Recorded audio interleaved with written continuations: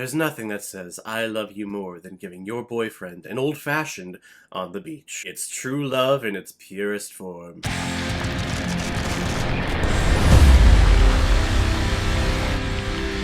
Moonlight, released in 2016 and is directed by Barry Jenkins, who has also directed such films like Medicine for Melancholy and If Beale Street Could Talk. And this film is starring Trevontae Rhodes, Andre Holland, Janelle Monáe, Ashton Sanders, Jarrell Jerome, Naomi Harris, and Mahershala Ali. Moonlight follows a young African-American man who grapples with his identity and sexuality while experiencing the everyday struggles of childhood, adolescence, and the begrudging adulthood. And this film is the recipient of 3 Academy Awards, including Best Picture, officially, Best Supporting Actor, and Best Adapted Screenplay. Which, I'm gonna be honest, I gotta call bullshit on that adapted screenplay thing, because this is based on a play that was never published.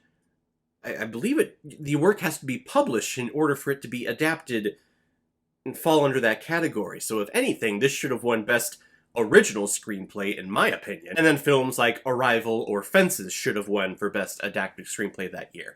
Just my opinion. And this is also the movie that was part of the big, like, once-in-a-lifetime controversy at the Oscars, where the Best Picture winner was announced as La La Land, and then for like 2 minutes it was the Best Picture, until it wasn't, and they realized, like, oh no, it's actually Moonlight. We had the wrong card. We read off the wrong card. I remember when it happened too.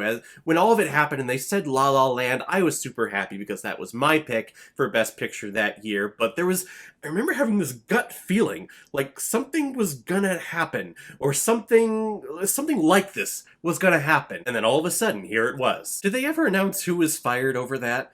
I mean, that's something that is like, okay, someone's gonna be fired over this. It's nothing against you as a person, but this was a humongous mistake.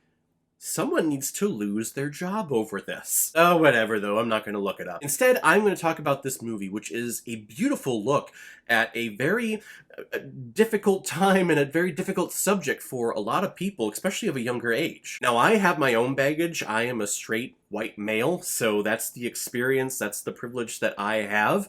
So looking at this film that just examines the Black experience, and especially someone of the Black experience coming up confused about their sexual identity, I can only pull so much from my own baggage. So take that for whatever you will. Hey, it's a white boy talking about Moonlight. You can find it credible if you want, or you can pass over this review. It's definitely your prerogative, but I'm just laying it out there for you. I remember watching this the first time, and I was kind of lukewarm on it. There were things about the film that I absolutely loved and I thought were perfect, they were beautiful, they were heart-wrenching, and then there were some aspects of the film where I was like, what?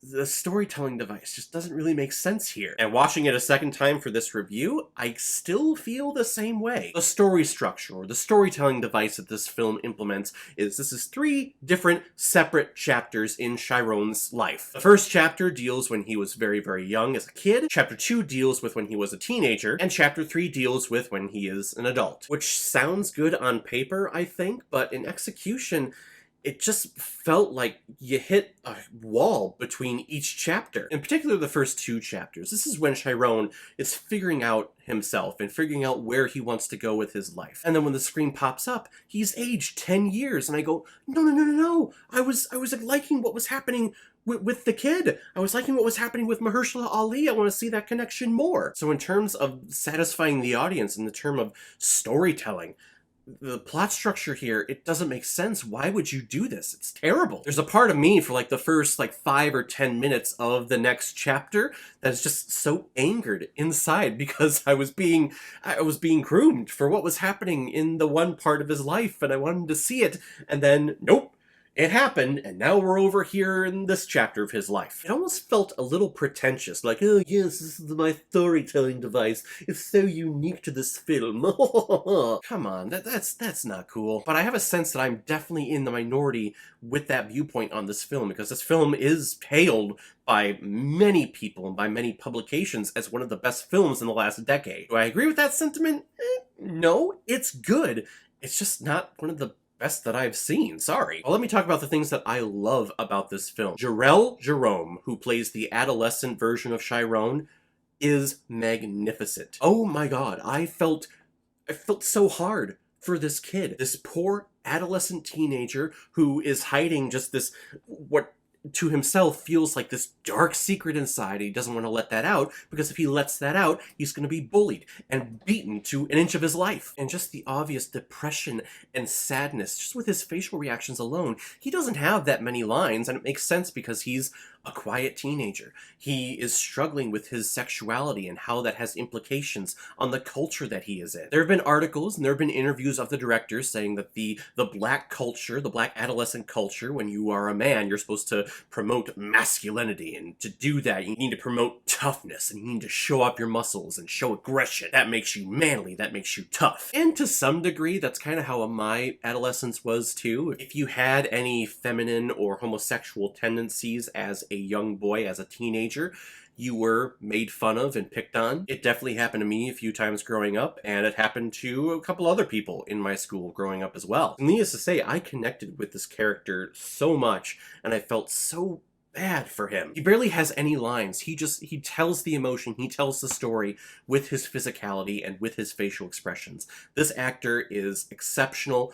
I want to see him go on to do many other things. He was great here. And heck, even when we get to young Chiron, this little kid has the same tendencies. He's seen as an outcast, and he's constantly bullied on by kids at school. And I'll be honest, the first time that I watched this movie, I didn't watch any trailers, I didn't read anything about it, I just watched it, and it took me a while to realize, like, oh no, this is about a kid who's discovering their sexuality for the very first time and asking themselves questions. Am I gay? Am I straight? What do I find attractive? How would I know what I find attractive? And that's where Mahershala Ali's character comes in, Juan. Mahershala Ali, of course, won the Best Supporting Actor in this role, and he absolutely deserved it. But it's annoying because he's barely in this movie. He's only in the first chapter. You have such a great supporting character. I wanted to see where that relationship was going. And then we go to chapter 2, and he is dumb. Again, that's the storytelling here, and I hate it because it leaves the characters to tell us about things that happen, or maybe ambiguously tell us things that may have happened to certain characters that we don't see again anymore. I hate it. I hate the storytelling here. I can't get over it. But I love the child actor. Mahershala Ali is fantastic in his role as Juan. Janelle Monáe, who plays his wife, is a stellar actor. I've loved everything that I've seen her in. And she's such a kind-hearted, warm-spirited character that I want to reach through the screen and give her a hug and say thank you for helping this kid out, because this kid is being bullied. He has such what seems to be a terrible life. Thank you for helping him. And then we get to Naomi Harris's character, who plays Chiron's mother, and she plays a character that you just love to hate. I hate this mother so much. She's one of the worst mothers in all of cinema. I'm putting my foot down on that. And kudos goes to Naomi Harris. She is a brilliant actress, and she does an amazing job here. What she does and the way she portrays this drug addict of a mother who doesn't give two shits about her kid, just is looking for that next score to make herself feel good. The way she portrays her is so brilliantly done. It was such a tight race with her and Viola Davis for Best Supporting Actress that year at the Academy Awards. I would have given it to Viola Davis too, but god damn it, Naomi Harris is a close second. It's a character that you just love to hate. There's nothing redeeming about her at all. And she tries to make her son and subsequently the audience feel bad for her in the final chapter when you see that she's in rehab and she's trying to make herself better and have a better life. You just see what she did to Chiron in the first 2 chapters that you go, no, you don't deserve forgiveness. You were a terrible mother. No mother should ever do that to a child. Ugh, I just hated her so much. She was that damn good. So good. Where I think this film falls short, other than the storytelling device, is our final 2 lead actors in the final chapter of Chiron's life. Holland and Trevontae Rhodes, they play the adult versions of the adolescent versions of their characters, and when they were teenagers, they did have a kind of hidden sexual relationship, and here they are as adults, and they're trying to rekindle that spark because they hadn't seen each other in almost 10 years. And personally, I felt no sexual or romantic tension between the two, in particular on Chiron's part. This kid, your former friend from high school, he's the only one that's ever touched you or lit that flame in you in a sexual or desired manner. And here you are as an adult, you are on your own fruition, and you're seeing him for the very first time. I do not feel any type of sexual or romantic tension between you and Kevin. I just don't. As an audience member, it's absent for me. Needless to say, I think this film it's a good 2/3 of a film, but then when we get to that final chapter, it just kind of halts, and all the energy, at least that was supposed to be happening throughout the entire movie, I think we just come to an abrupt wall and we never keep going after that. The cinematography here is beautiful. The use of colors, the use of water throughout Chiron's entire life is exceptional. I love the little details and the layers upon layers that everything that you see in each shot is telling you as an audience member. But again, the final chapter and the way that the story is told, it just, why would you ever do that as a storyteller? You stop the energy, you stop the pacing abruptly, and it takes a while to get that going again. And then when you get it going again, all of a sudden we're stopping and we're fast forwarding another 10 years in this kid's life. I don't want to do that. I want to see the transition. I want to see the progression of this character as opposed to being told, hey, here he is, and hey, here he is again, and here he is again as an adult. There you go. Give me the Oscar! Again, there are great things about this film, but there are also things that I hate about this movie. And I know I'm in the minority with that, but this is my personal opinion. This is my channel, this is my review. If you disagree, that's totally fine. Actually, I welcome you to tell me why you disagree with me, if you do. I'm gonna give Moonlight 3 out of 5 Blu-rays.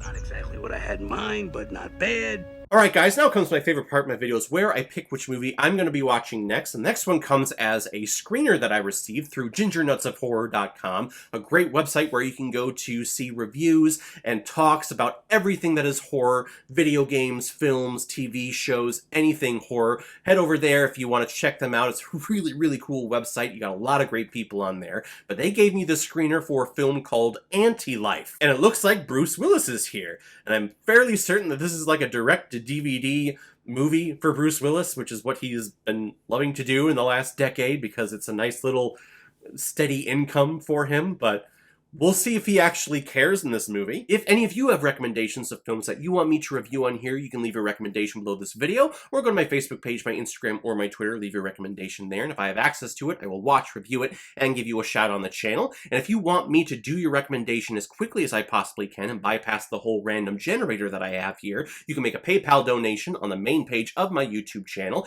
Any size donation will do, just attach your movie with the donation, and if I have access to it, I will watch it and publish my review of it as quickly as I possibly can. So guys, have you seen Moonlight? What did you think about it? Do you feel it deserves to win Best Picture at the Academy Awards? Whatever you thought, comment below, let me know what you thought about it. And as always, if you like what you see here, if you like my take on movies, then hit the subscribe button, make sure you hit that bell so you know the next time I release my next movie review. So guys, I will see you next time with my review of Anti-Life. So in the meantime, be well, be good to each other, and go watch a movie. Take care, guys.